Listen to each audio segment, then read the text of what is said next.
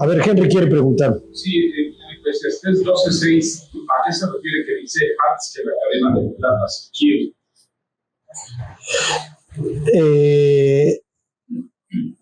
A que se puede referir a dos cosas. Al fin de los tiempos, que se acaba el tiempo, o que se muere la persona. Ajá. Entonces, está hablando del fin de la vida. Acuérdate de tu perdón en los días de tu juventud, bla, bla, bla, antes de que vengan los días en los cuales no tengo contentamiento, antes de que se quiebre esto, antes de que termine ya tu vida, que te acabes ya de romper. Eso sería la idea. En la cadena. Ajá. Sí, es simplemente una comparación. ¿Sí? ¿Por qué? Porque finalmente todo en esta vida es efímero. ¿Se acuerdan?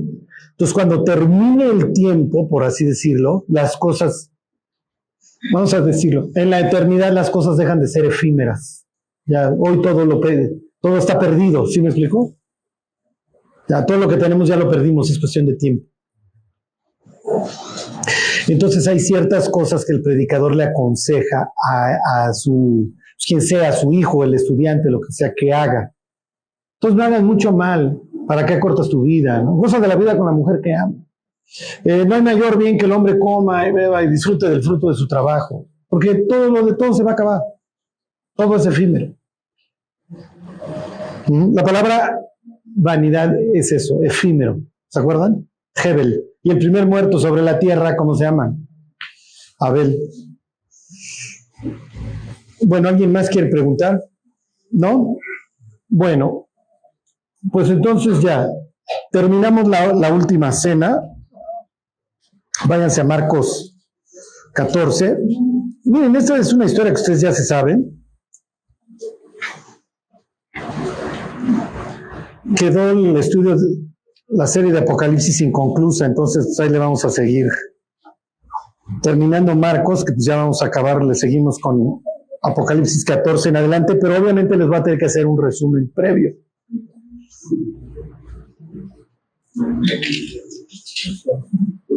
Bueno,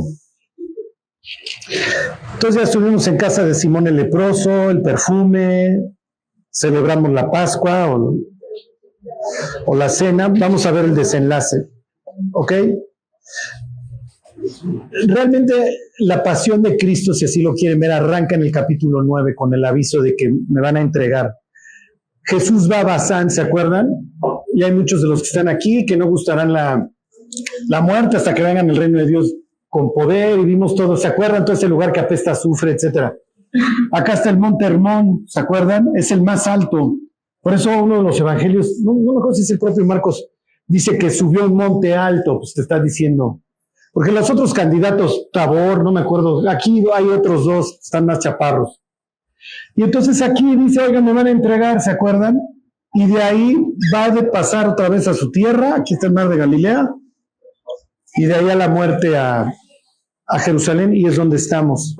Entonces, Marcos tiene 16 capítulos, y la pasión arranca en el 9, la transfiguración, el picarle la cresta a los ángeles caídos, etcétera. Lo que quiero que vean, piensen, Juan 11 tiene la resurrección de Lázaro. Juan tiene 21 capítulos. Entonces la pasión en el Evangelio de Juan más o menos empieza por el 11. Lo que quiero que vean es que el tema central de los evangelios es la muerte del Mesías. ¿Ok? ¿Por qué? Porque al fin y al cabo Jesús nació para morir. Todo el resto de las señales que va haciendo en el camino tiene que ver precisamente con esta idea de restaurar todas las cosas, de arreglar.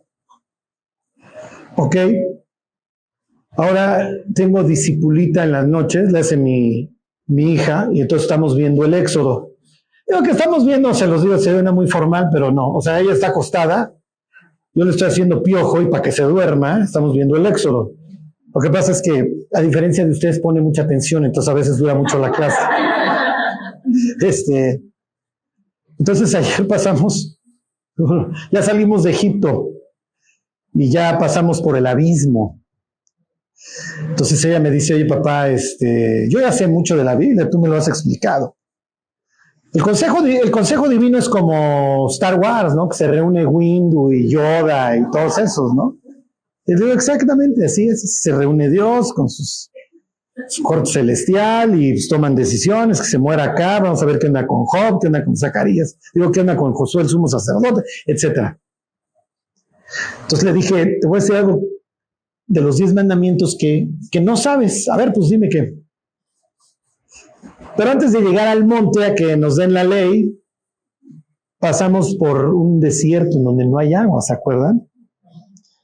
Y entonces, pues Dios le va a asegurar a su pueblo que pues, hay provisión y pues si no hay agua, no te preocupes, te la saco hasta de dónde, pues, hasta de la piedra, ¿no? De las peñas. Y luego, ¿se acuerdan que siguen caminando y llegan a un lugar en donde hay agua, pero el agua es amarga? ¿Se acuerdan? Y entonces le digo a mi hija, ¿y ahí qué onda? No, ahí es donde echaron el árbol ese. Exacto. Que es muy interesante, les abro el paréntesis tantito, porque ¿se acuerdan que el que venciere yo le daría a comer del árbol de la vida? Y la palabra que usa es la misma de madero. Esa es la misma palabra, o sea, piensen, la que se usa para la cruz, para el madero, es la misma palabra en el griego, en ese pasaje de cuando Moisés echa el madero al agua para que se vuelva dulce. Cuando tradujeron la Biblia al griego, tienen la misma expresión. Ok, y entonces ahí, si se acuerdan, dice que Dios probó a Israel y le dio estatutos, dice, les dio estatutos y los probó y le dijo, yo soy Jehová tu sanador, ¿se acuerdan? Rafael quiere decir Dios sana, yo soy, Yahvé Rafa es la expresión, el Señor Rafa, ¿ok? Señor que sana. Pero la palabra no solamente se traduce como sanar, sino también como arreglar, ¿ok? Entonces, piensen en estos personajes que hemos ido viendo, la mujer con flujo de sangre, el gadareno, el de la mano seca, el paralítico que descuelgan, todos necesitan reparación. Y el Mesías, como Jehová es el sanador, los va reparando. Sí, pero al fin y al cabo son reparaciones, ¿qué? Reparaciones temporales, porque pues, el gadareno, ok, ya no anda poseído en cueros en las tumbas, con toda esta imagen lúgubre y mortal y espiritual horrible, ya está en su sano juicio, pero el juez se va a morir. Sí, sí se entiende. Y la muchacha de 12 años, la de Talita Kumi, pues va a resucitar, pero se va a volver a morir. O sea, no hay una solución de fondo. Cuando se habilita la solución de fondo, cuando Cristo va a la cruz y entonces ahí se arregla el problema del ser humano, que es la separación. Entonces yo pago por tus faltas. ¿Ok? Miren, esto lo explicaba yo ayer ahí en Lomas de Reforma. El capítulo 53 de Isaías describe al siervo. No es el único pasaje que habla del siervo. ¿Por qué creen que Dios, para venir a salvar al ser humano, adopta forma de siervo? ¿Por qué no viene así como el gran rey, como el imponente? Y todo esto tiene que ver con lo que vamos a ver, porque a Jesús se le va a juzgar por lo que es o por lo que dice ser. Si quieren, el delito que le van a atribuir en términos modernos a Jesús es la usurpación de funciones. ¿Por qué creen que Jesús adopta forma de siervo? Y con esto no estoy diciendo que es Bambi, o sea, una persona humilde. ¿Por qué no vino con toda su gloria? Pues hubiéramos creído en él. Porque ya tenían esa imagen, ¿no? De los siervos cuando se hacía la Pascua, de que tenían que ser perfectos para ofrecer el sacrificio. Sí, está bien, el cordero baja las orejas, ¿no? Pero no lo ven tan complicado. Isaías 53 es literatura de la restauración, ¿se acuerdan? Somos expertos en destruir nuestra vida, por eso la Biblia dedica tantas páginas a arreglar. Cuando regresan, imagínate que tú eres un exiliado que regresaste de Babilonia para reconstruir, ¿ok? Y la Biblia te habla de un siervo que va a salvar a Israel y también a las naciones. Y luego dice, ¿cómo fue desfigurado el parecer de mi siervo? Miren, no lo ven tan complicado, lo que pasa es que Jesús es amable, ¿sí me explico? ¿Por qué? Porque la relación hay que restaurarla, está dañada. Y si yo vengo en plan así, como tú, ser humano, me ves como un acreedor del que te quieres esconder, yo vengo en buen plan. ¿Sí me explico? Te la pongo fácil. Oye, mira, la relación entre tú y yo está mal, pero no me vengo a poner moño, ni te vengo ya a llover sobre mojado. Vengo en buen plan, soy humilde. ¿Se acuerdan? Bueno, entonces ese es realmente el perfil mesiánico. Claro, si tú eres un judío que la estás pasando mal, bajo la bota romana, y antes bajo la bota griega, y antes bajo la bota de los persas, babilonios, asirios, los que ustedes gusten, Es natural que tú quieres que venga alguien a hacerte justicia, pero no funciona. ¿Por qué? Acuérdense, porque el ser humano no es un cambio de circunstancias, es un cambio de corazón, y para eso Dios se acerca en buen plan. Como diciendo, mira, cuate, no te pongo el examen tan difícil porque vas a reprobar y no quiero que repruebes. Bueno, ok, y eso es alrededor de lo que va a girar ya el resto de nuestra historia. El siervo va a adoptar esa postura. A ver, Caifás, eres insufrible. Tu suegro nace es peor. Todos esos que me están juzgando son insufribles. Así es el ser humano. Pero la otra opción es simplemente tronar los dedos y exterminarlos, muchachos. Entonces te voy a tolerar. Y te voy a mandar el mensaje de que te recibo, de que te acepto, acabando desnudo en una cruz. Y esa es la forma en la que restauro. ¿Por qué, Dios? Porque aunque venga en forma de siervo, te tengo que condenar. ¿Por qué? Porque tú has hecho cosas malas y la balanza se tiene que equilibrar, tiene que haber justicia. Entonces, para que haya justicia tiene que haber un castigo, pero lo voy a llevar yo. Porque la otra opción es perderte y no me interesa perderte. Sí se entiende. Entonces, ¿por qué los evangelios le dedican tanto espacio, el 40, el 50% de su historia, a la muerte? Desde que arrancan los evangelios ya tienes esta idea. ¿Por qué les hago referencia al siervo? Porque es el tema con el que arranca el evangelio de Marcos. ¿Se acuerdan? Marcos le presenta al siervo al auditorio gentil. Pero piensen en el evangelio de Lucas, desde que nace Cristo, ¿se acuerdan? Una de las personas ahí en el templo le dice a María, este está puesto para señal que será contradicha, para el levantamiento y caída de muchos. Pues sí, va a ser una señal que va a ser contradicha, porque unos van a creer y otros lo van a rechazar. El rechazo va a poder más, desgraciadamente, y los que rechazan van a ser más. Bueno, ok, entonces nos quedamos en que ya se fue Judas ya no va a participar de la copa. Es el nuevo pacto en mi sangre, ¿se acuerdan? Esta es mi vida, y entonces pasa la copa y los discípulos al beber la copa, ¿qué le están diciendo a Dios? Acepto tu vida, acepto tu sangre, ¿ok? Bueno, ¿dónde nos quedamos? Ok. Ay, esto se va a poner, pero bueno.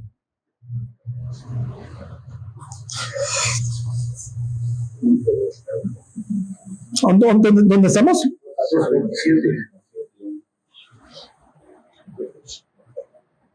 ¿En Marcos? Ok, 24, ok, sí. A ver, se los vuelvo a leer desde el 24, desde el 23. Y tomando la copa y habiendo dado gracias, les dio y bebieron de ella todos. Que entonces, acepto tu vida, está bien.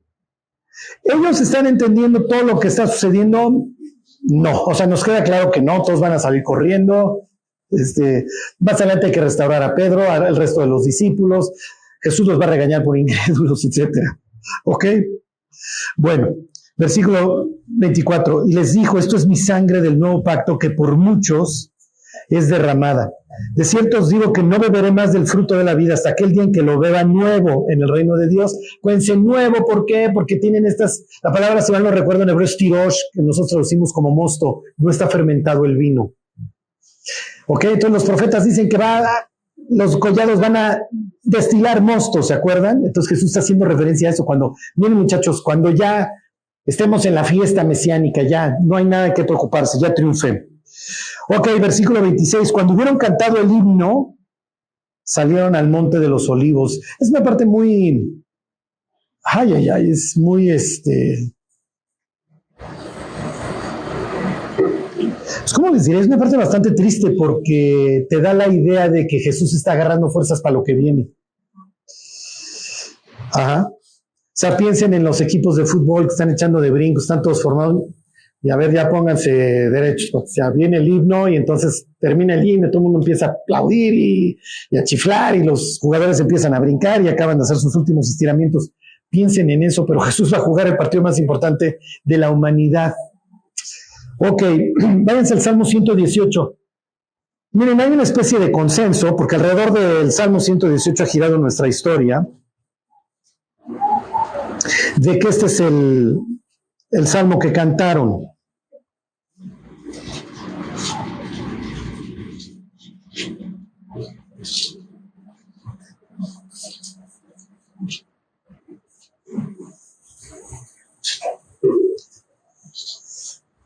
Ok, ¿se acuerdan que cuando Jesús entra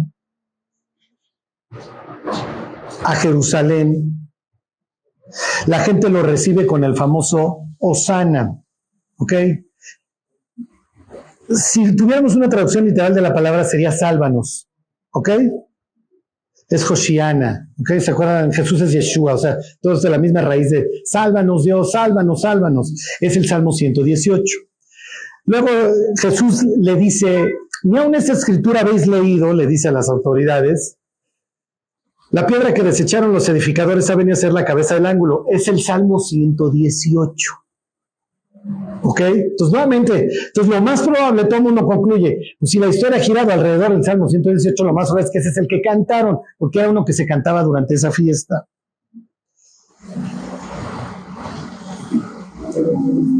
Ok, Salmo 118, 24.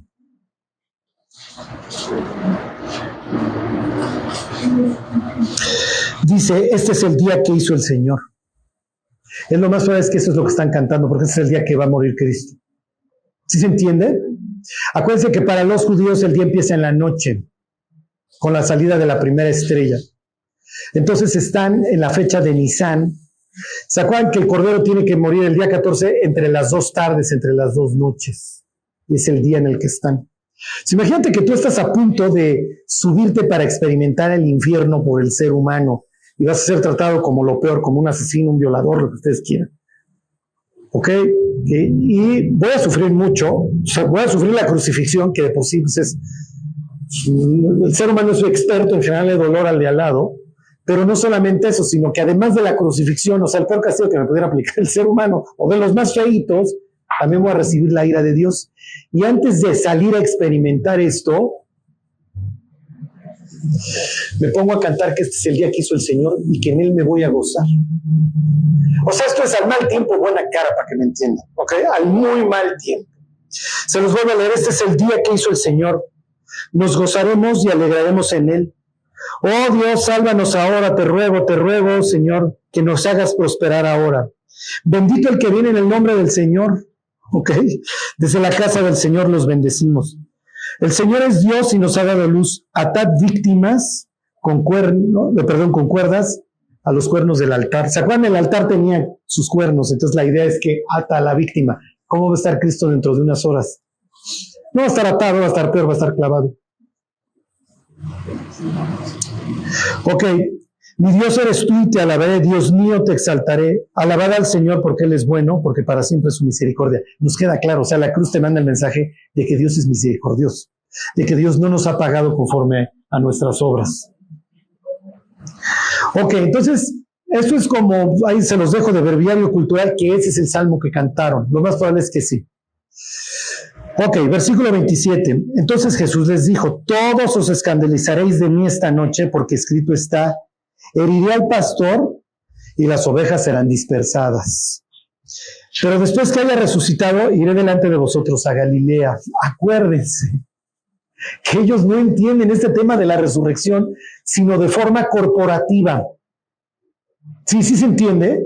¿Por qué? Porque Daniel dice que al final de los tiempos muchos oirán la voz de Dios y unos van a ir a vergüenza y confusión perpetua y otros se van a levantar para recibir su herencia. Entonces esto de que vas a resucitar de entre los muertos y nosotros, ¿qué onda? Nosotros no, o ya todos resucitados nos vemos ahí en Galilea, ahí va a ser la recepción mesiánica. ¿Sí se entiende lo que hay en su cráneo? Bueno, versículo 29. Entonces Pedro le dijo, aunque todos se escandalicen, yo no. Miren, ya no le hacemos ahorita mano de puerco al pobre de Pedro, ¿ok? Otro de los evangelios dice, aunque todos estos te nieguen. Pedro tiene un severo problema de ego, ¿ok? O sea, si Pedro se quiere suicidar, se sube a su ego y se avienta, y es peor que aventarte de un 14º piso, ¿ok? Hay gentes tan insoportables que en el ataúd le tienes que poner hoyos, agujeros. ¿Saben para qué? Para que los gusanos salgan a vomitar, porque ni los gusanos los aguantan. Ajá. Pedro sería uno de estos. ¿Sabes toda esta chusma? Ok, ya, pues ya conocen la respuesta, ¿no? Versículo 30, y le dijo Jesús, De cierto te digo que tú hoy, en esta noche, antes que el gallo haya cantado 2 veces, me negarás 3 veces. Acuérdense, ahorita no me detengo mucho en Pedro, pero pues ya lo hemos visto hasta el cansancio, el evento ahí en Galacia, ¿se acuerdan cuando anda de farol? Todo el trabajo que hace Dios en la vida de Pedro. Pero como paréntesis, Pedro nos manda el mensaje de que tenemos esperanza. ¿Ok? Nos vamos a equivocar, vamos a hacer burradas en el camino, vamos a decir tonterías. Lo que no se vale es rendirse. Porque Dios no se va a rendir con nosotros, el problema es que nosotros nos rendimos con Dios. Ok, versículo 31. Mas él con mayor insistencia decía, si me fuera necesario morir contigo, no te negaré. También todos decían lo mismo. En la antigüedad el rabino era como lo máximo, este es mi maestro. ¿Se acuerdan? Pablo dice, yo crecí en esta ciudad estudiando a los pies de Gamaliel, ¿ok? No me acuerdo, tenían un dicho ahí que decía más o menos que si secuestraban a tu padre biológico y a tu padre espiritual, tenías que ir por el espiritual, porque uno te trajo a esta vida, pero el otro te llevó a la vida eterna. Negar al maestro era lo más grave, y Pedro lo va a hacer, por eso Pedro se va a ver a sí mismo como un fracasado. Ok, vinieron pues a un lugar que se llama Getsemaní, y dijo a sus discípulos, sentaos aquí, entre tanto que yo oro. Ok, ¿qué es un Getsemaní? En la antigüedad ponían miren, piensen como una especie de montículo y le hacían un canal, ¿ok? Y en el canal ponían una piedra gigantesca y la piedra la atravesaban, la hacían redonda, era una rueda de piedra, era basalto, es muy interesante, allá en Galilea está lleno de todas estas piedras oscuras pesadísimas. Entonces ponían una piedra, un poste así atravesado y tú empujabas la rueda, así se entiende, y la rueda iba en el canal triturando lo que pusieras. Pudieran ser uvas, aunque eso básicamente lo hacían con los pies, o podían ser aceitunas. ¿Ok? A veces ponían animales, ¿sí se entiende? Entonces ponían, hagan de cuenta, 2 bueyes, si la piedra era muy grande, o esclavos. Díganme una persona que la ponían a hacer esto. Sansón. Exactamente. La palabra, si mal no recuerdo, es arameo, es Getsemaní, piedra de molino. Entonces, ponían esto en el canal, y en el canal acababa obviamente a veces escurriendo todo el aceite. ¿Ok? Tiene una refinería antigua. Esa era la forma de extraer el aceite. ¿Ok? Ahora, imagínenselo, está la piedra. ¿Ok? Obviamente, ¿dónde vas a tener esta cuesta? Pues no es que la andes moviendo, está fija. ¿Dónde estaban? Pues estaban precisamente en los huertos de olivares. ¿Ok? ¿A dónde va Jesús? Bueno, pues va al huerto ¿de qué? De los olivos. Es natural que haya ahí una de estas cosas y que a este lugar le hayan puesto la piedra de molino, porque hay uno aquí. ¿Ok? Ahora piensen en Jesús sudando sangre. Imagínense que Jesús llega con sus discípulos y les dice, levántense. Ellos voltean a ver a Jesús sudando sangre y vamos a pensar que él está recargado ahí y esta cosa está escurriendo aceite. ¿Por qué escurre el aceite? Por lo que está triturando. O sea, ¿sí se entiende lo que está intentando el autor? Está mandando el mensaje de que ya empezó a pesar. Ya estoy empezando a pesar, a sentir el peso de todos los pecados de toda la humanidad sobre mí. ¿Ya? Ajá. Ok. Como bien decía Damián la otra vez, Jesús es sacerdote, Jesús es de la tribu de Judá. Los sacerdotes vienen de la tribu de Leví, ¿se acuerdan? Pero hay un sacerdocio inmutable y eterno, diría el autor de Hebreos, que está en el Salmo 110, que es este que dice, tú eres sacerdote para siempre según el orden de Melquisedec. Y el autor de Hebreos explica, esto se va a poner medio 3X, pero también en el contexto de la historia, ¿ok? El autor de Hebreos explica que el mayor bendice al menor y que cuando Abraham viene de la derrota de esta guerra mundial, después de liberar a Lot, ¿se acuerdan? Se encuentra con un sacerdote que aparece de la nada, que se llama Melquisedec, rey de Salem. O sea, el cuate es de esta idea. Salem es paz, ¿ok? Shalom. Melech, rey, y Tzedaká, justicia. Entonces es el rey de justicia y paz. Entonces tiene todos esos atributos tipo mesiánicos. Es un tipo de Mesías que se lo encuentra y entonces lo bendice. Y Abraham le paga diezmo, ¿se acuerdan? Y entonces dice en sentido figurado, explica el autor de Hebreos, los levitas, el sacerdocio levítico le paga diezmo a este es superior. ¿Ok? ¿Y a qué se dedica el sacerdote? Se dedica precisamente a unir a Dios con la persona o con el pueblo, como le quieran llamar. Como este es nuestro sumo sacerdote, el sumo sacerdote tiene que estar perfectamente limpio el día que expía, que purifica. ¿Se acuerdan? El sumo sacerdote hacía durante una fiesta de otoño, el día de la expiación, un ritual en el que se purificaba el espacio sagrado. Sí, nada más que Jesús aquí lo que va a purificar es del mundo. No puede llegar inmundo, ¿están de acuerdo? Ahora lo van a entender desde un punto de vista teológico todo lo que está sucediendo. Que entonces ya, vámonos al huerto de los olivos, muchachos, porque el Mesías cita, implica o actúa la Biblia. Como todos los pecados de la humanidad, según Isaías 53, van a ser cargados sobre este siervo, mas él molido, ¿le suena? ¿Ok? Mas él molido por nuestros pecados, lo que está empezando es que la piedra de molino precisamente lo está, ¿qué? Lo está moliendo. ¿Okay? Entonces ya tienen ahí que Jesús está actuando, Isaías 53. Ok, versículo 33. Tomó consigo a Pedro, a Jacobo y a Juan, y comenzó a entristecerse y a angustiarse. Esto es muy interesante. Y les dijo, mi alma está muy triste hasta la muerte, quedaos aquí y velad, porque tienen que velar.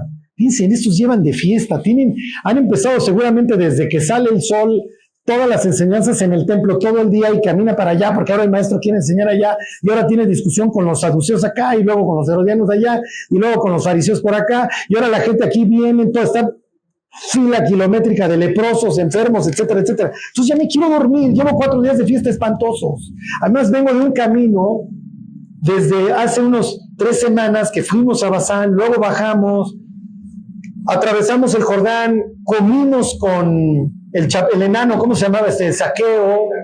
O sea, lo que quiero que vean es que estos cuates ya están agotados. ¿Por qué los regaña Jesús por dormirse? La pregunta es dificilísima. Y es de esos pasajes que si no entiendes el contexto no tienes la más remota idea de qué está pasando. Sucede, esto no pasaba en la Pascua, o no sé si también en la Pascua tenía el mismo requerimiento, pero el sumo sacerdote durante la fiesta de la expiación, ¿se acuerdan? Era el día 10 del mes de Tisrei. ¿Se acuerdan que llevaba a cabo todo un procedimiento en donde ofrecía sacrificios por sí mismo y luego ofrecía sacrificio por el pueblo? Traía los corderos, los animalitos, luego lo mandaba al otro. ¿Qué pasaba si se nos enfermaba de lepra el sumo sacerdote? ¿Quién hace la expiación? ¿Sí se entiende? ¿Qué pasa si camino al templo o en el tabernáculo antes de que existiera el templo? ¿Qué pasa si pasa la mujer con flujo de sangre? ¿Cómo le quieren poner al sumo sacerdote en nuestra historia? No, pero ¿cómo le quieren poner de nombre? Rafael. Don Rafael, ¿cómo está usted?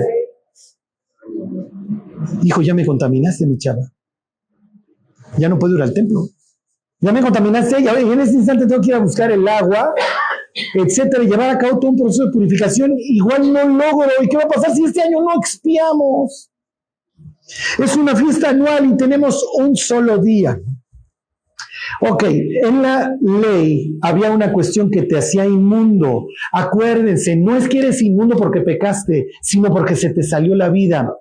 Cuando la mujer tenía su periodo y cuando el hombre tenía una emisión de semen nocturna, se volvían inmundos. Entonces al sumo sacerdote le ponían 2 o 3 discípulos para que no se durmiera y fuera a tener un sueño, se acordara de su mujer o alguien más. ¿Sí se entiende? Entonces no lo dejan que se duerma. Porque si el Señor tiene una misión en la noche, en la mañana ya no se puede parar a hacer su labor porque está inmundo. Y él podía decir, pues fue secreto, no le digo a nadie. Sí, pero resulta que igual y se moría. ¿Se acuerdan que tiene campanas el traje? Y de repente, jalen la cuerda, muchachos, porque este cuate se nos murió. entró inmundo. ¿Por qué? Porque el sumo sacerdote es un representante, se tiene que disfrazar de ser celestial para entrar hasta la presencia de Dios y llevar a cabo esta purificación. Ya entienden qué está sucediendo. Jesús está a punto de expiar a la humanidad, pero es humano, está en carne. Nació bebé, lo envolvieron en pañales el día que nació. Entonces, a ver muchachos, estoy a punto de expiar, se los vuelvo a ver, 33, tomó consigo a Pedro, a Jacobo y a Juan y comenzó a entristecerse y a angustiarse y les dijo, mi alma está muy triste hasta la muerte, quedaos aquí, ¿y qué? Y velad, ustedes tienen la responsabilidad, porque yo soy el sumo sacerdote, de ver que no me quede dormido. ¿Y estos qué hacen?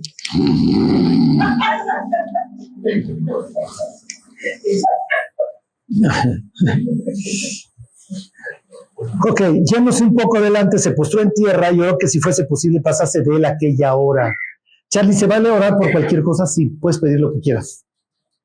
Jesús está orando por algo que no va a pasar. Para Dios nada es imposible, es lo que dice Lucas 1:37. Entonces ahí Dios, ahí debe de haber otra forma de arreglar y Dios le va a contestar enviándole un ángel que lo fortalezca. Y decía, Abba, Abba en hebreo es papá hasta la fecha, y luego viene la explicación. Acuérdense que Marcos, como le está escribiendo a nosotros, nos traduce.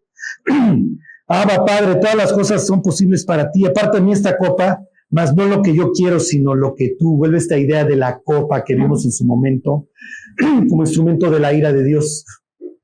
Sacó en Apocalipsis las copas de la ira, o le dice Dios a Jeremías, mándale las copas a todos estos pueblos civiles que la van a beber hasta los sedimentos, mi cuate. Entonces ahora le están poniendo, mira, esto que te vas a tomar te va a doler, te va a causar mucho daño, te va a generar mucho sufrimiento. Y entonces le dice Cristo, pero bueno, pues no que se haga lo que yo. ¿Tiene Jesús la opción de rajarse? Sí. Él no ha cometido ningún pecado. Ajá. Entonces puede decir, bueno, muchachos saben que él sí la vi muy dura de cuesta arriba, y o sea, la novedad es que se van a ir al infierno porque pues van a tener que pagar por lo que han hecho, ¿no? No va a haber quien salga en su rescate. Versículo 37, vino luego y los halló durmiendo y dijo a Pedro, Simón, ¿duermes? ¿No has podido velar una hora? Esa es ya saben por qué. A ver, cuate. Versículo 38, velad y orad para que no entréis en tentación. El espíritu a la verdad está dispuesto, pero la carne es débil. Miren, quisiera yo decirles que una vez que te conviertes, ya no tienes una lucha. Todos lo sabemos. Estamos podridos. Vivimos dentro de un cuerpo que está podrido. Oye, Charlie, en el momento de la conversión cambia, el cuerpo no. El cuerpo sigue exactamente igual, sigue la misma putrefacción. Entonces, ¿cuál es nuestra esperanza? Lo que está diciendo Jesús. Va a haber una lucha entre este ser espiritual que se quiere portar bien y que tiene todos estos anhelos espirituales, y la parte podrida que se quiere pudrir con el mundo y que quiere una solución temporal y ahorita, y ya no me hablen de un futuro, no me interesa. Entonces la fe no es algo que nos salga naturalito, entonces requiere que nos ocupemos de las cuestiones espirituales. Entonces, vuelvo a lo mismo, el cristiano está enfrentando sus problemas y sus tentaciones solos, ¿ok? Entonces, por eso son buenas las reuniones de oración, que oremos los unos por los otros, que entre ustedes tengan amistad, que se lleven. ¿Para qué? Para que cuando uno esté jetoncito en sentido espiritual, llegue el otro y le diga, cuate, levántate. Estamos en pleno Getsemaní. Por eso dice la Biblia que agradarle delante de los ojos del Señor es la muerte de sus santos, porque ya te quitaste de esta porquería. Dios ya sabe que no vas a estar clamando, Dios, ayúdame, ya quiero tirar la toalla, ya no aguanto, por favor. Ya te despojas de esta asquerosidad. Todos la traemos. ¿Qué hay que hacer? Diría Pablo en la carta a los Gálatas,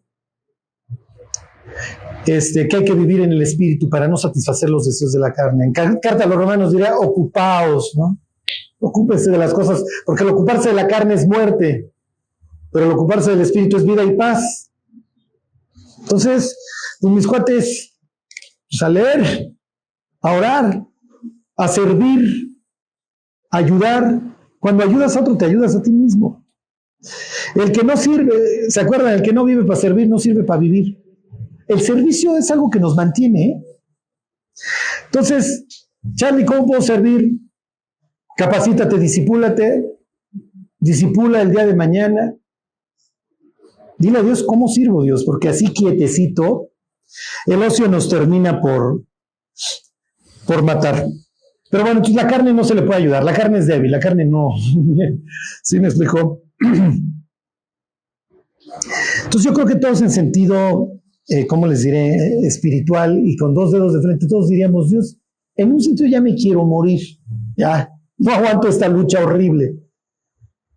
Pero entiendo que la tengo que experimentar. ¿Cuál es más o menos la solución, lo que nos va ayudando? Lo que dice Romanos 12, 1 y 2, ¿se acuerdan? No te conformes a este mundo, a este siglo, a esta época, sino transfórmate por medio de la renovación de tu entendimiento, poquito a poquito. Quito esto que está mal, pongo esto que está bien, quito esto que está mal, pongo esto que está bien. Entonces, me la refresca el de al lado en el periférico, luego entonces se la refresco. No, esto no va a funcionar. No hago nada, le doy el paso. Ya lo logré, ya fui renovando, por eso es volver nuevo.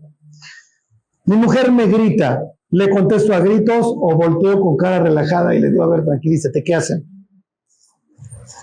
Es madurar y a todos nos duele.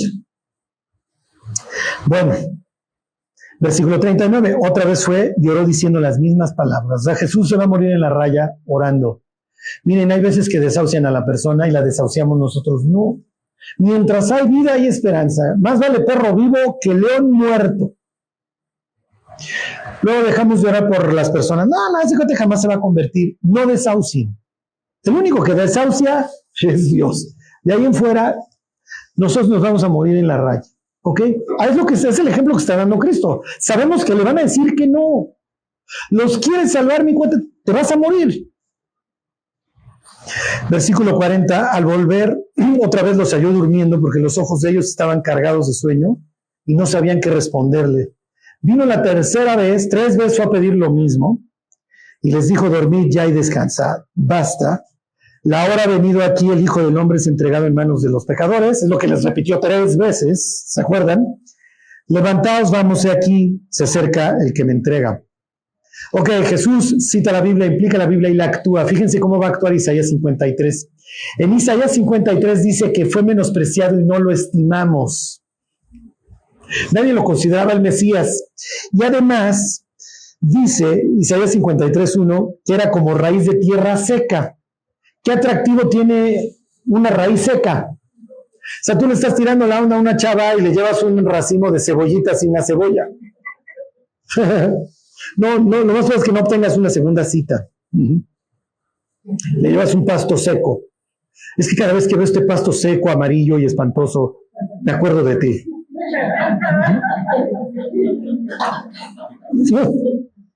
Pues sí, no va a haber mucho éxito ahí, ¿no? Fíjense, aquí van a ver a la raíz de tierra seca, le veremos más inatractivo. Dios viene sin su gloria, pues la idea es que seas auténtico. Si hubiera venido el Mesías con toda la corte celestial y los ángeles en un caballo blanco, ¿qué hubieran hecho? Saduceos, fariseos, etc. Sí, pero vengo de siervo. Y piensen en esas personas que tratan bien al jefe, pero a los empleados los maltratan, los insultan y son crueles. Son hipócritas. Si se encuentran con el Cristo poderoso, ¿cómo lo van a tratar? No, jefe, pero si lo ven siervo, va a salir lo que realmente hay. Entonces, fíjense aquí a la raíz de tierra seca, al grado, sí, de que Judas tiene que decirles, bueno, lo siguiente, fíjense, versículo 43. Luego, hablando a él aún, vino Judas, que era uno de los 12, y con él mucha gente con espadas y palos, de parte de los principales sacerdotes y de los escribas y de los ancianos. Y el que lo entregaba les había dado señal diciendo, al que yo besare, ese es, prendedle y llevadle con seguridad. ¿Por qué? Porque no lo vas a reconocer si no te lo señalo. Porque no trae toda su gloria, ¿sí se entiende? Se despojó a sí mismo. Mi Richard, ¿pensabas que era a las 8 o qué? No, era a las 7, te dije mal, ¿verdad? Sí, a las 7, pero bueno. Dijo, tienen un pastor que es en serio como avestruz, ¿se acuerdan? O sea, piso de repente el huevo crack Creo que lo había puesto yo.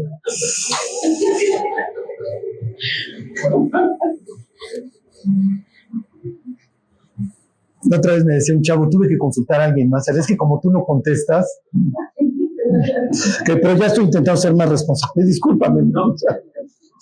Ok. Versículo 44. Ok, perdón, ya. Entonces ahí tienen la raíz de tierra seca. Lo veremos más inatractivo para que le deseemos, dice nuestra traducción. ¿Cuál es la idea? Para que sea genuino. ¿Ok? Versículo 45. Y cuando vino, se acercó luego a él y le dijo, maestro, maestro, y le besó. Por eso este va a quedar como el arquetipo de los traidores, ¿no? Ok, en uno de los discípulos, en uno de los evangelios dice, con un beso entregas al Hijo del Hombre. Miren, ¿qué es lo que quiere Judas? ¿Qué es lo que está esperando Judas? La verdad es especulación. La explicación más racional que yo he encontrado es que Judas vive, como cualquier otro judío de la época, su frustración con el mundo romano. Entonces lo voy a empujar, porque si lo empujo va a tener que actuar. Entonces, a la hora que ya lo estén aprendiendo y todo, va a tener que sacar sus superpoderes. Y cuando Judas ve que esto va a desencadenar en la muerte, es cuando se arrepiente y dice, no, pues no salió como lo pensé.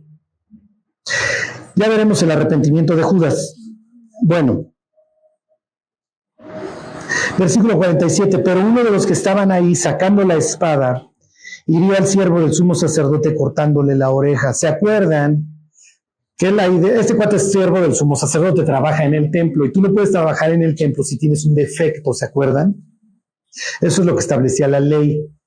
Entonces, ¿para qué te cortó la oreja? Para que ya no puedas servir. Eso es lo que hacían los celotes cuando encontraban a algún saduceo perdido en el bosque, un dedo, una oreja, lo que sea, y entonces ya no puedes servir. ¿Por qué? Porque además yo te tengo un odio saduceo muy especial porque tú te aprovechas del status quo.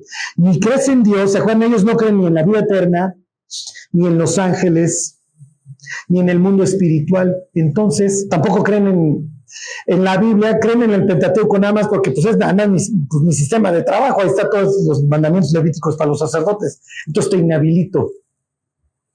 Porque yo sé que tú estás lucrando a través del templo y eres un incrédulo, ni siquiera crees en la vida eterna.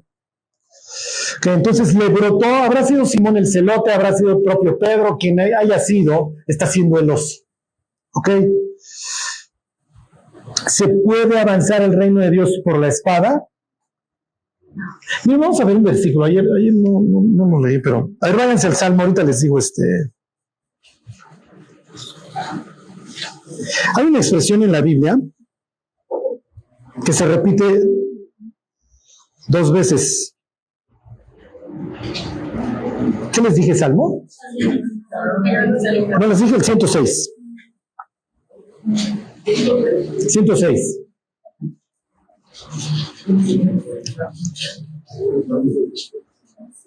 Yo soy un celote. ¿Okay? Celote, yo soy guerrillero, yo soy revolucionario. Yo tengo que traer el reino de Dios por la espada. Además sucede que hace 150 años, no es menos, un desgraciado que se llama Antíoco vino al templo y metió una estatua de Zeus, mató un marrano, que para nosotros es un animal inmundo, y luego mandaba a sus ejércitos a que nos forzaran a comer marrano. Si no comíamos marrano nos torturaban, y si eventualmente no cedíamos a la tortura, nos mataban. Pero vinieron unos grandes hombres que se llaman los macabeos, ¿ok? Es decir, martillos, ¿se acuerdan? Vino Judas Macabeo y toda esta familia a los que se les fueron uniendo y eventualmente tuvimos grandes victorias y liberamos el templo.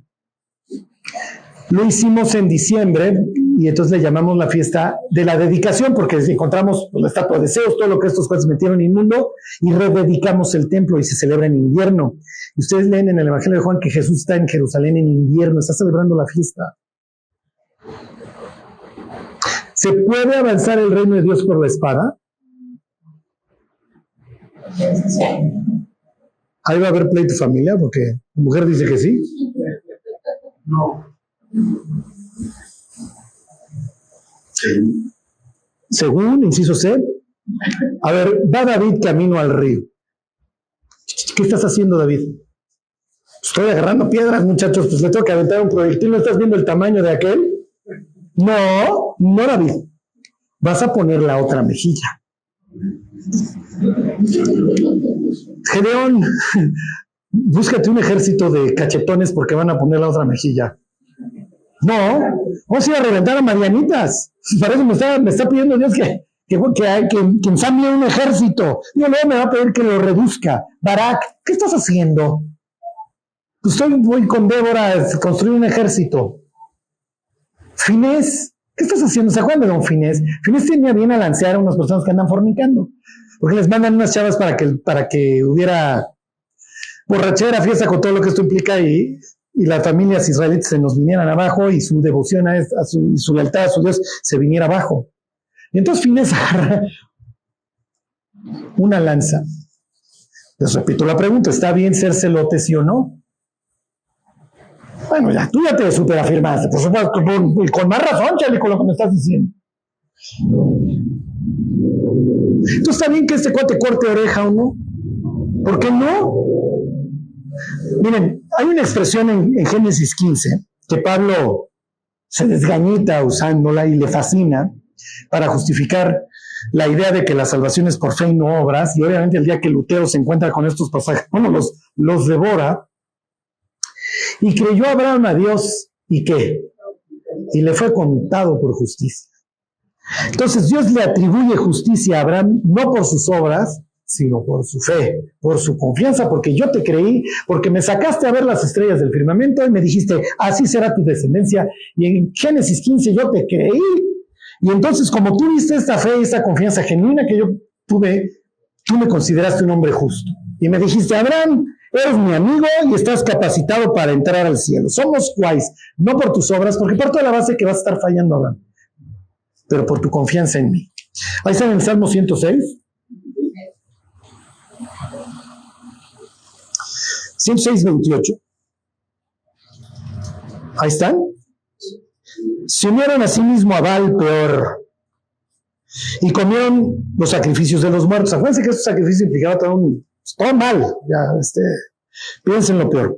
Provocaron la ira de Dios con sus obras y se desarrolló la mortandad entre ellos. Entonces se levantó Finés e hizo juicio y se detuvo la plaga y le fue contado por justicia de generación en generación para siempre. Sí, pero lo que le está reconociendo es la escena en el libro de Números cuando Finés alancea.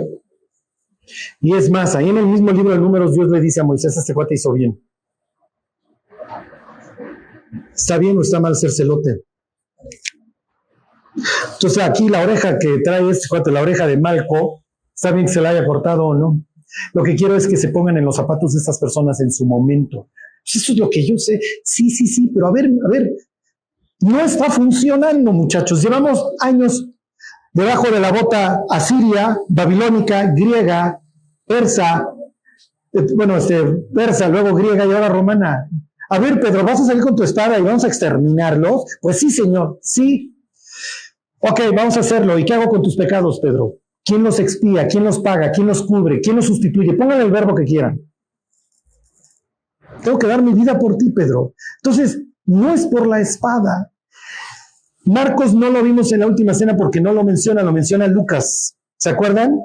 Cuando los mandé sin mochila, ¿les faltó algo? No. Ok, entonces ahora tomen mochila. No, Jesús está siendo sarcástico. Bueno, ahora sí convence espada, aquí hay dos, basta ya. ¿Sí me explicó? Lo que va a quedar en claro es que el cristianismo tiene un arma y la tiene que saber manejar. Esta es la que manejamos. Esto es el arma. Con esto, un exfariseo amargado como era Pablo, puso de cabeza al imperio. Pablo es el hombre más influyente en la historia de la humanidad en los últimos 2000 años. No disparó una sola flecha. Pero el cuate, la única forma de detenerlo era matándolo. Predico. Y entiendo que agradó a Dios salvar a los creyentes por la locura de la predicación. Porque los judíos piden señales y los filósofos buscan sabiduría. Pero nosotros predicamos a Cristo, ¿qué? ¿Se acuerdan? Crucificado. Alguien la llevó por ti, cuate. Alguien se trepó a donde tendrías que estar tú. Bueno, regrésense Regrésense a la historia y terminamos.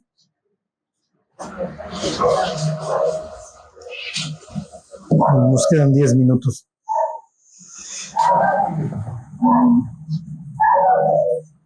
Ok.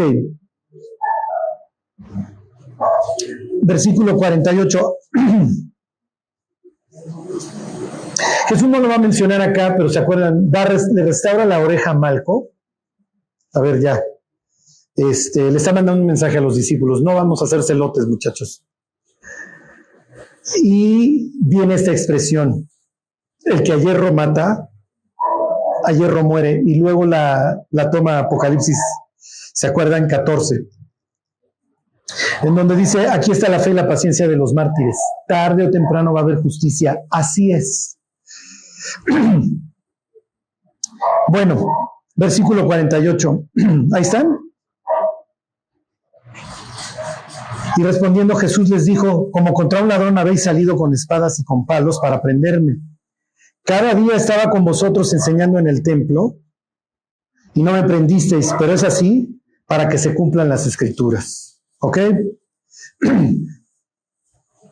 Versículo 50. Entonces todos los discípulos dejándole huyeron porque saben que esto puede acabar muy mal. ¿Por qué?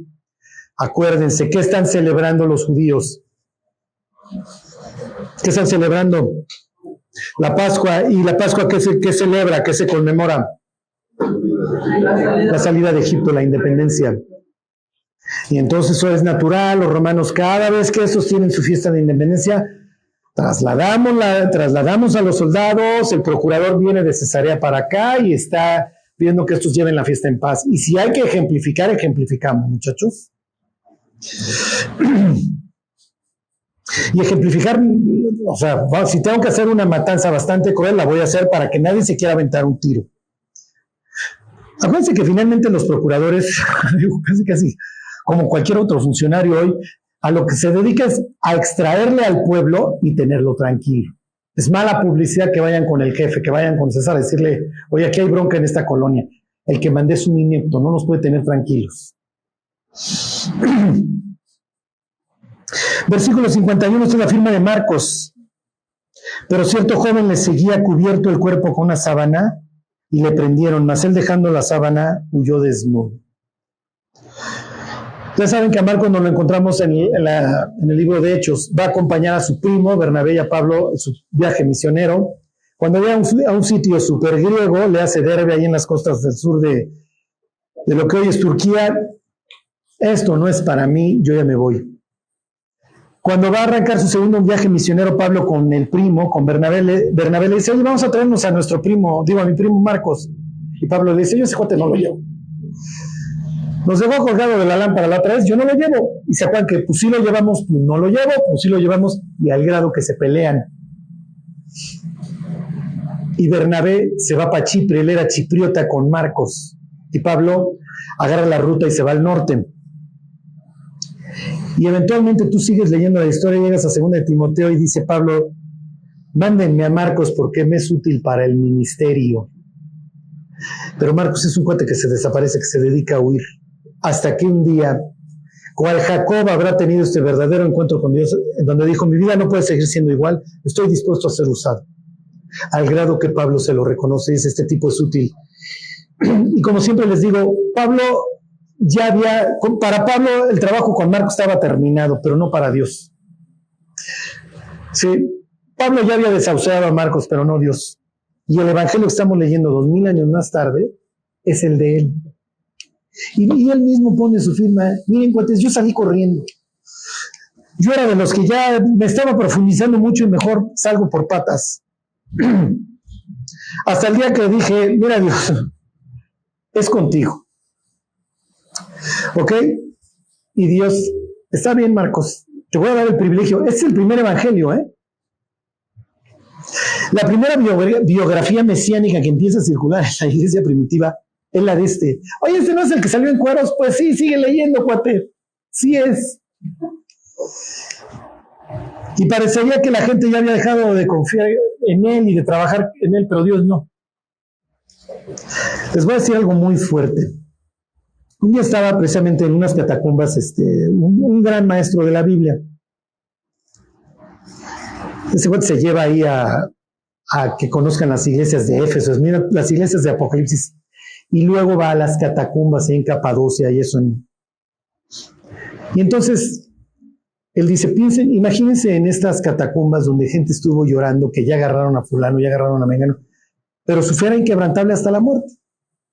Y entonces le dice, a ver, fulana, tú cuenta tu historia. Y dice, mira, yo soy cristiana, y a mí y a mi congregación nos persiguieron y tuvimos que huir una noche. En África, esta chava es africana. Y dice, desgraciadamente nos agarró una jauría de hienas y no todos cruzamos. Y entonces este cuate dice, este es el precio que hay, personas siguen pagando alrededor del mundo y en esta época por seguir a Dios, aunque nosotros en Occidente no lo vemos. Si se fijan, nosotros somos como Marcos, que cuando la vemos difícil, bueno, ya me echó a correr. Y hay gentes que, como dice Job, el caballo nomás se dejan un recio para la batalla, así piensan estas personas, que aún pasando por la jauría de las hienas. Y entonces este cuate, el maestro, es un gran maestro de la Biblia, dice, miren, les quiero leer unas palabras. Entonces toman estas palabras de Jesús en donde dice, no me elegisteis vosotros a mí, yo os elegí a vosotros. Entonces lo que quiero que vean es que Dios elige personas no por sus características, no porque no vayamos a fallar, no porque no vayamos a salir corriendo encuerados, no que no vayamos a negar a Jesús como lo niega Pedro. Pero Dios confía en nosotros y en el trabajo que Él puede hacer en nosotros. O sea, cuando Dios nos llama y nos encarga cosas y empezamos a sentir esta atracción, Dios nos está dando un voto de confianza. Nos está diciendo, tienes lo que se necesita. Yo te voy a ayudar y yo te voy a llevar y no te preocupes. Tú pégate conmigo, mi cuate, y del resto yo me encargo. Bueno, ¿se acuerdan? Mateo escribe, y había cierto discípulo sentado al banco de los tributos, ahí está firmando. Juan dice, y cierto discípulo a quien Jesús amaba estaba recargado en Jesús, ¿no? Lucas, como no es de estos que está viviendo estos eventos, sí te da su autoría, diciéndote, mira, yo lo que estoy intentando es poner en orden las cosas que han sido ciertas entre nosotros, ¿no? Bueno, para que sepan cómo firma cada uno de los evangelistas su evangelio. Ok, versículo 53. Trajeron pues a Jesús al sumo sacerdote y se reunieron todos los principales sacerdotes y los ancianos y los escribas. Los que están siguiendo la serie de Hechos saben que este régimen va a cambiar. Ok, este régimen ya dio de sí. Y los principales sacerdotes y todo el concilio buscaban testimonio contra Jesús para entregarle a la muerte, pero no lo hallaban. Insisto, Jesús desciende del cielo sin su gloria, porque si no los saduceos y los fariseos y todo este concilio verán, ay, qué bueno que ya viniste. No, vengo en forma de siervo para que se descubra lo que realmente hay en tu corazón, cuate. Versículo 56, porque muchos decían falso testimonio contra él, mas sus testimonios no concordaban. Entonces levantándose unos dieron falso testimonio contra él diciendo, nosotros le hemos oído decir, yo derribaré este templo hecho a mano y en 3 días edificaré otro hecho sin mano. Está chafa porque Jesús sí menciona la destrucción del templo, pero no dice que lo va a destruir él. Dice, pero ni aún así concordaban en el testimonio. Entonces el sumo sacerdote levantándose en medio preguntó a Jesús, y aquí viene la causa, ¿cuál es el delito que le atribuyen? Usurpación de funciones. ¿Quién eres? Sí, bueno, pero la idea es que vas a matar a una persona por lo que hace, no por lo que es. Y Caifás diría, lo que pasa es que si lo juzgo por lo que hace, pues va a tener una fila de ciegos, leprosos, tullidos, que me van a venir a hablar bien de él. Por ahí anda Lázaro. Versículo 60. Entonces el sumo sacerdote levantándose en medio preguntó a Jesús diciendo, ¿no respondes nada que testifican estos contra ti? Mas él callaba. Fíjese todas las referencias que llevamos a Isaías 53. El Getsemaní, mas él molido.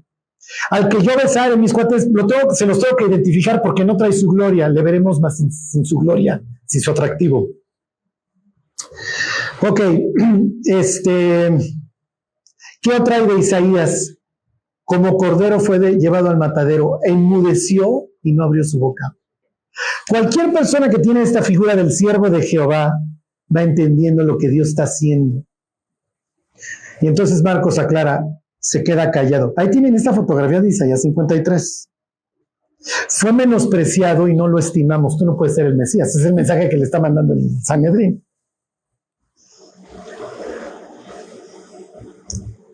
Ok, se los vuelvo a leer 61. Mas él callaba y nada respondía. El sumo sacerdote le volvió a preguntar y le dijo: ¿eres tú el Mesías, el hijo del bendito? Y Jesús le dijo, se los voy a leer en griego, ego eimi, yo soy. Esta expresión ego eimi, ¿dónde está en el Antiguo Testamento? ¿Mandé? A ver, voy a llegar al Egipto y voy a decir que se me presentó. ¿Cómo te llamas? Cuando tradujeron la Biblia al griego, 200 antes de Cristo más o menos, la palabra ahí es ego eimi. ¿Ok? Yo soy el que soy. Aquí en el griego está ego eimi, que cuando Jesús, eres el Hijo del Dios bendito, y Jesús les dice, yo soy. Ok. Entonces, ¿tú te estás diciendo que eres Dios? Sí. Versículo 62, Jesús le dijo, yo soy, y veréis al Hijo del Hombre sentado a la diestra del poder de Dios y viniendo en las nubes del cielo. Bueno, próxima semana seguimos. Váyanse a Daniel 7 y ahí terminamos.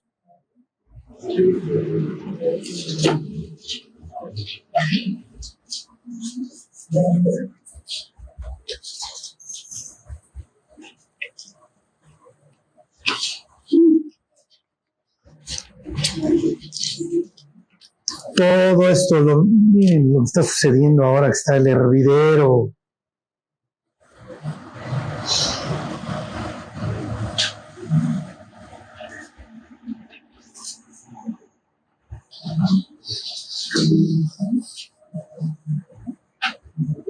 ¿Qué les dije? No les he dicho, ¿ah? 7:13.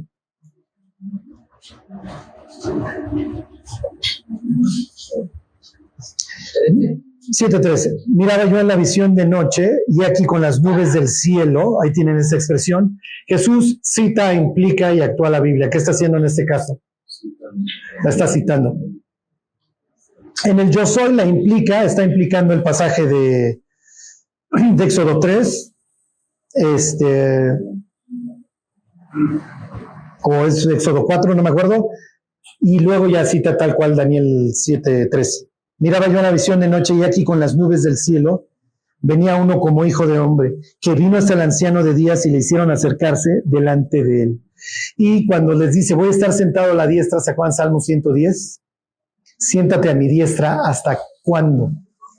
Hasta que ponga tus enemigos por estrado de tus pies. ¿Qué les está diciendo? ¿Que ellos son qué?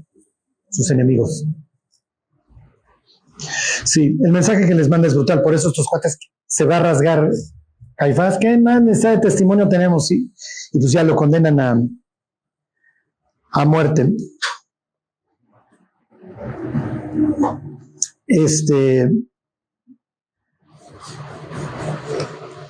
Fíjense la pregunta que hace Caifás.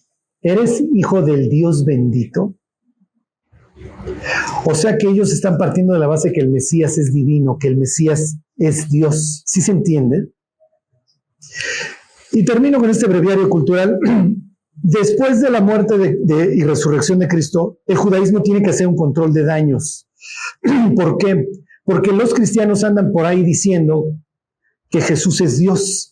Y que Jesús, por eso anda con el yo soy la resurrección y la vida, ego eimi, yo soy el camino, la verdad y la vida, yo soy el pan de vida, yo soy la luz, etcétera, etcétera, yo soy Dios, recibo adoración, perdono pecados, soy el personaje de Daniel capítulo 7, que viene en las nubes y está a la par, a la diestra, se acerca al anciano de días. Ok, y desde entonces, no es que solamente hay un Dios. Dices, no es cierto, ahí tienes al ángel de Jehová. Se anuncia con Sansón y entonces los papás de Sansón, vimos a Jehová cara a cara, y Gedeón no he visto a Jehová. Y luego en Éxodo 24, ¿se acuerdan? Comen con Dios y le ven la cara. O sea, siempre supieron. Entonces vean ese detalle, eres el hijo del bendito, o sea, eres un ser celestial. Y Jesús le contesta con la Biblia, ¿sí? Y me vas a ver viniendo en las nubes.